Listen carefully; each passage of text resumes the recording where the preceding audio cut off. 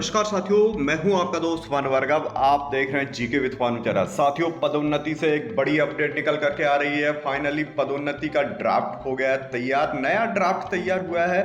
लगातार बैठक चल रही थी और इसका परिणाम निकल करके आया है कि अब पदोन्नति में 5 बड़े बदलाव हुए हैं। वहीं प्रमोशन के में कर्मचारियों के मामले में वहीं मेरिट कम सीनियरिटी के साथ साथ सीनियरिटी कम मेरिट के आधार पर होंगे प्रमोशन।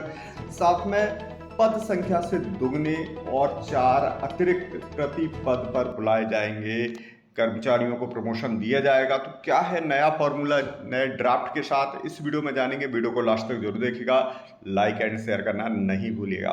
साथियों, जैसे कि इस खबर को हम प्रेजेंट कर रहे हैं भास्कर न्यूज़पेपर के माध्यम से, खबर को पूरी डिटेल में जानते हैं। जैसे कि खबर निकल करके आ रही, राज्य सरकार ने पदोन्नति में आरक्षण नियम बनाने की दिशा में एक और कदम बढ़ाया है। मुख्य सचिव अनुराग जैन की अध्यक्षता में हुई उच्च स्तरीय बैठक में सामान्य प्रशासन विभाग जीएडी की वरिष्ठ अधिकारी की समिति द्वारा तैयार ड्राफ्ट का प्रेजेंटेशन दिया गया है। इस पर लगभग सहमति बन गई है। अब इसे कैबिनेट में मंजूरी के लिए भेजा जाएगा।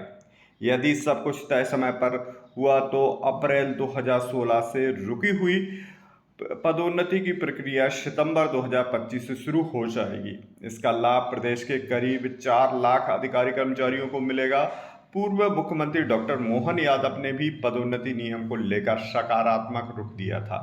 नियम वर्टिकल फार्मूले की तरह बढ़ रहे हैं। इसके तहत पदों को आरक्षण के अनुपात में बांटा जाएगा। अनुसूचित जाति अनुसूचित जनजाति वर्ग के पद तय होंगे। इन पदों पर भर्ती के लिए 2 गुना और 4 अतिरिक्त योग्य अभ्यर्थियों को बुलाया जाएगा। यदि पात्र व्यक्ति नहीं मिलते हैं तो पद खाली रहेंगे, पर बाकी पर प्रमोशन हो जाएगा। पदोन्नति के रोक के चलते अब तक 1 लाख कर्मचारी रिटायर्ड हो चुके हैं। नए ड्राफ्ट को लेकर के सकार, सपाक्स और अजाक्स ने भी अपनी राय जीएडी को दी है। सुप्रीम कोर्ट के नागराजन कमेटी की शर्तें रिप्रेजेंटेशन और मेरिट और वर्क ऑर्डिनेंस का पालन किया जा रहा है।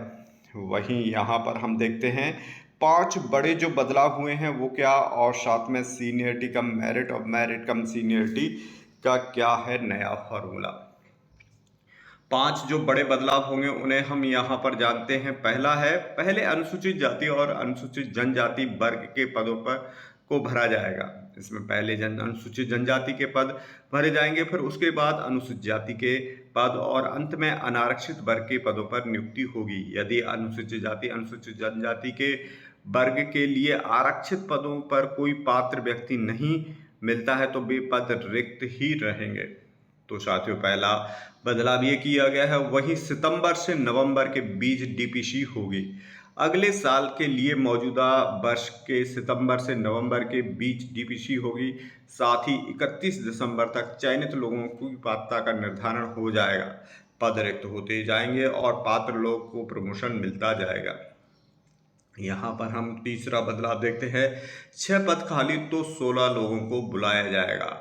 तो साथियों, 16 लोगों को किस फॉर्मूले के आधार पर बुलाया जाएगा, इसे हम देखते हैं। जैसे कि सितंबर प्रमोशन के लिए रिक्त पदों की संख्या 2 गुना के साथ 4 अतिरिक्त अभ्यर्थियों को बुलाया जाएगा।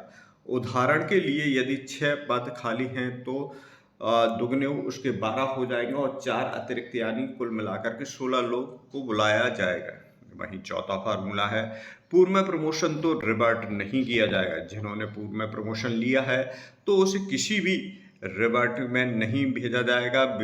डीपीसी के संबंध में जो भी प्रावधान है उसका लाभ जरूर पूर्व के कर्मचारियों और अफसरों को मिल सकता है।